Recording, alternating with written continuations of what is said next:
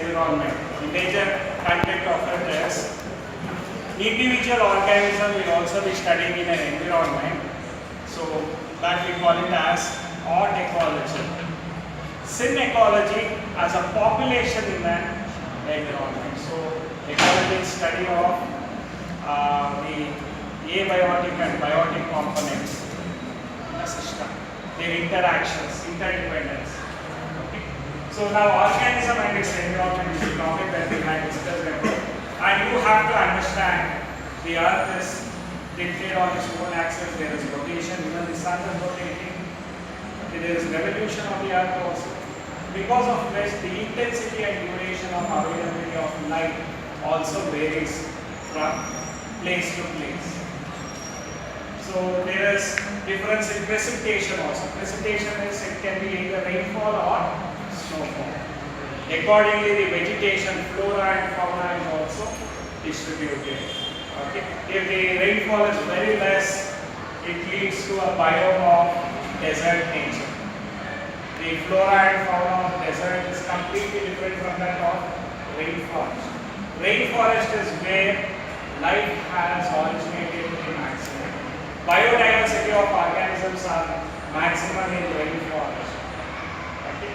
So the tundra vegetation where there is more of freezing conditions. At the end of the course, we have this flora and fauna which is unique to the tundra sort of biomes. As I told you, it is dependent upon various factors. Precipitation is one factor. Then second one is availability of and duration, intensity and duration of sunlight availability also determines that. Apart from that, there are edaphic factors. Edaphic factors are soil factors. Soil has soil porosity, soil alkalinity or acidity, the nature of the soil, color of the soil. You have black soil, red soil, alluvial soil. There are different types of soil, isn't it? So all this determines what type of vegetation they should have. Vegetation also determines what type of animals they should have, fauna. Flora and fauna are determined by these abiotic factors. Okay. Now the abiotic components that we have to study are temperature, water, light and soil factors. Okay. So now the habitats, the address of an organism is determined by abiotic and biotic components. Abiotic includes physical characters like temperature is a physical factor, isn't it? Soil, salinity of water is chemical factor. Soil acidity or alkalinity is based on the chemical factor. So there are abiotic factors which includes both physical and chemical factors. Biotic factors where the organisms are present. It can be either pathogens, parasites, predators or competitors. There is an interdependence and interaction of these abiotic and biotic components in an ecosystem. Okay. Now the abiotic factors what we are going to discuss is temperature. Temperature is very much essential. Okay. The duration and intensity of sunlight determines the temperature, isn't it? During summer, the day would be longer and the intensity of light will also be higher, which also determines the higher temperatures. So you should understand about that. There are extremes, like in tropical deserts, in summer it is greater than 50 degrees Celsius.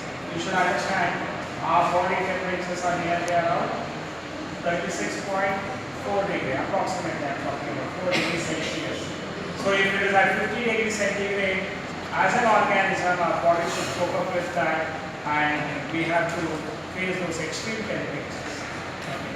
So organisms have such conditions also based on temperatures, they have challenges. Thermal springs and deep sea hydrothermal vents, they have greater than 100 degrees Celsius temperatures are there. Okay. Very high temperatures are there, that also you should understand about. Then whenever you move from equator towards the poles, the temperatures are going to decrease. The highest will be at the equator. Away from the equator towards the poles, either North Pole or South Pole, the temperatures are going to reduce progressively. Okay. So countries which are nearer to the polar regions, they are going to have lesser temperatures. when compared to the countries which are lying on the equatorial line. So remember about that. What does the temperature affect? If it is very high temperature, it affects the kinetics of enzymes.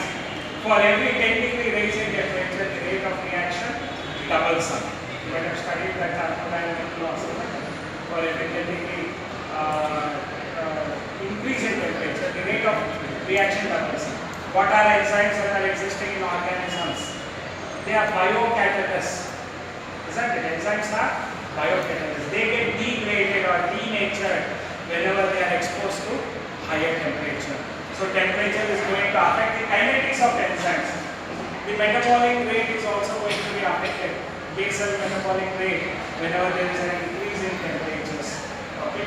And also the other physiological activities are also going to get affected. Okay? So we are all warm-blooded animals. In our body there will be a struggle to maintain a constant body temperature.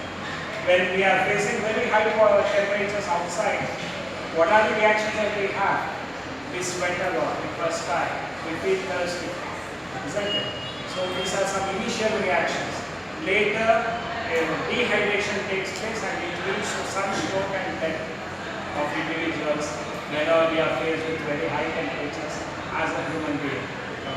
So that is what you have to remember about the temperature effects. Whenever they are higher or lower.